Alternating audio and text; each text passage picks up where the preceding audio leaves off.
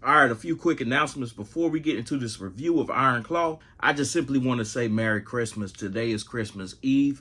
I know I've been away for about a couple weeks or so. I was battling a little cold or something, man, but I'm getting over it pretty well. And it's kind of hard trying to get all of these movies in, man.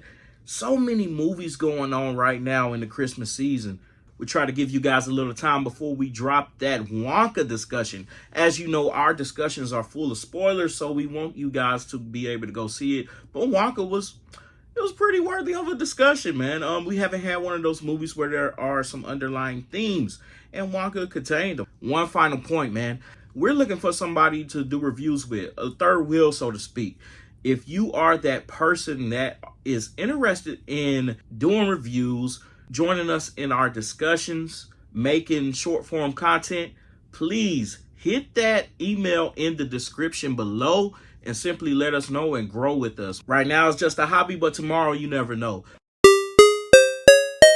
Somebody wasn't hearing. Okay, I really didn't know what Iron Claw was about. However, I know that I like wrestling.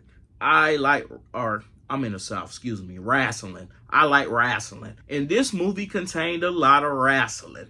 I can't say that it contained a lot of anything else.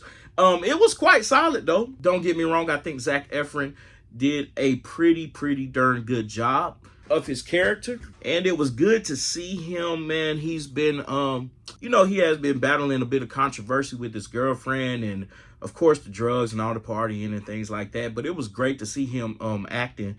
And he does a great job at that, man. He really brought out the character of Kevin Vaughn. I think their true names are Atkinsons. This is the family stage name. Their father was a wrestler. Matter of fact, he owned WCCW, which I believe World Championship Wrestling. See, I'm kind of shaky on my history of wrestling. I know one of you guys know what I'm talking about, and please let me know in the comments. Anyway, he really brought out that character, the only surviving son of the family, and it's actually a tragic story, and it's all true, by the way. Very tragic story. Matter of fact, there was so much low and so many scenes that were just kind of, I'm not going to say unnecessary, but were drawn out to really bring you into the family, that I had time to pull out my phone, because I always tried to sit all the way in the back, and there was only about 3 or 4 people in there, but I had time to pull out my phone in the back of the theater and do some Wikipedia searching while I was watching this film or while I was listening to this film, and I found that everything was pretty spot on with it. Really coincided well with the true story versus what we were seeing on this adaptation. And that I could appreciate. I really could appreciate that. And this movie, it moves you. You really get caught up into the brothers and their bond and their love, a wholesome love at that. I really love how the director really pinpoint on that. I also want to mention something about what I did enjoy from this film, in the fact that the director, his shots, man, he would have these full shots that would slowly pull back, and if they were pulling back or they were going forward, but whatever it was, you would see something going on that wasn't necessarily in frame. It wasn't the center of the frame, but it was off to the side, but it was important to the story as well. There's a particular scene where the father is telling his son David, well, actually he was speaking to the 3 wrestling sons at that time, but he was particularly speaking to David. But what he was really saying was really meant for Kevin, because Kevin was being told that he was not going to be the one in line to win the world title, or given the opportunity to win the world title, rather. And just seeing that it was focused on, I really love that shot. It was focused on the father and David talking, but you could see Kevin in the background, and you could kind of see that sibling, I'll say that sibling rivalry, so to speak. And it's fine when it's a healthy rivalry. Rivalry helps us attain greatness. Rivalry helps us. A good rivalry is great. However, when it becomes, what's the word I'm looking for, y'all? I'm just simply going to say unhealthy. that jealousy starts to really form, that's when things can go awry. But it did not, man. These guys, I really thought that's where the story was going to go, but it did not, man. These brothers were beautiful. These brothers really love one another, man. And it's so sad. And if you guys aren't familiar with the history of this movie, I'm not going to spoil it for you. But it is so sad and tragic how things turned out for the family, dealing with their over obsessive father, who the only thing that he cared about was wrestling. He really dived into it, and it's not to say that he was a bad father. He just wasn't a good father. Outside of wrestling, he didn't spend any time with his children. He didn't, well, at least it was portrayed that way. He definitely loved them, don't get me wrong, but I don't know if he knew how to connect with them outside of wrestling, man, and it really led them boys astray. And, man, that is so horrible, man. My heart really went out to them behind that, man, because the story could have been so different.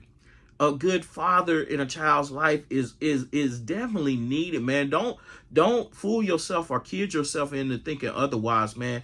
There's a difference between a father who is just present and a father who is actually there in their child's life, guiding them and instructing them, man.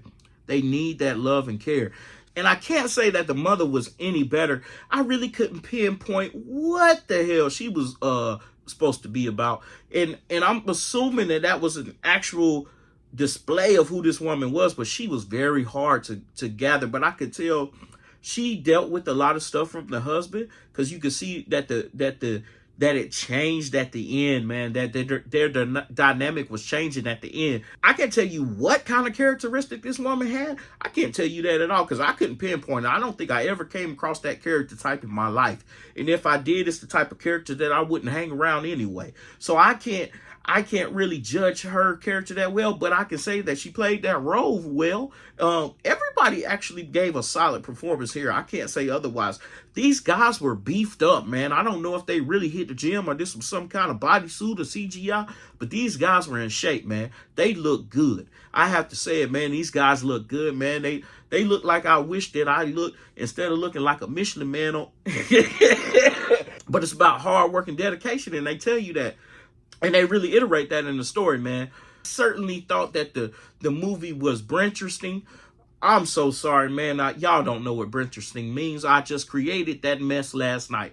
Brentersting is the state of being bored and yet interested at the same time. And that's what I believe I was as I was watching Iron Claw. It was a very Brentersting movie. As always, I'm going to leave you off with this, man. I think that I'm going to give this movie a solid stream it. I think it's one of those movies that if you are the type that you're just overtly interested in wrestling in any way, if you are the type that you're interested in the history of one of the greatest wrestling families to have ever lived, then this is the movie for you.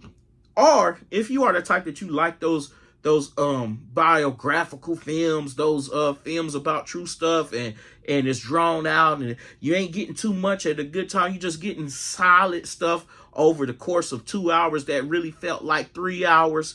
And I know that doesn't sound good to I know that's coming off like, man, what is he talking about? This can't be good. He's saying that the movie was 2 hours, but it felt like 3 hours. Such a drag. Yes, what I said was true. However, it's a very solid film. And I'm telling you guys, I think that if those are the type of movies you're into, this will be one for your shelf. You can buy it on DVD. You can, do people still have DVDs? You can stream it, man. I'm telling you, that's it. But what I'm not telling you to do is go to the movie theaters to see this, man. I'm looking forward to Color Purple. I am looking forward to Ferrari, which I think I'll go check out today. I'm looking forward to Migration. Oh, man, Migration actually looks fun. So I'm looking forward to these movies, but there's other choices out there right now. Just wait on Iron Claw. Oh, side note, man, as you can see, we are making a little bit of progress in our little studio. I'm going to say our little studio is going to be pretty solid. I'm in here freezing at the moment. It is dark 30 and probably roughly about 30 degrees here in the Carolinas, man. And I am freezing. I am simply freezing in here. So I say that to say, man, if you feel led to help us out, hit that description below And please, anything will help, man. Thank you so much.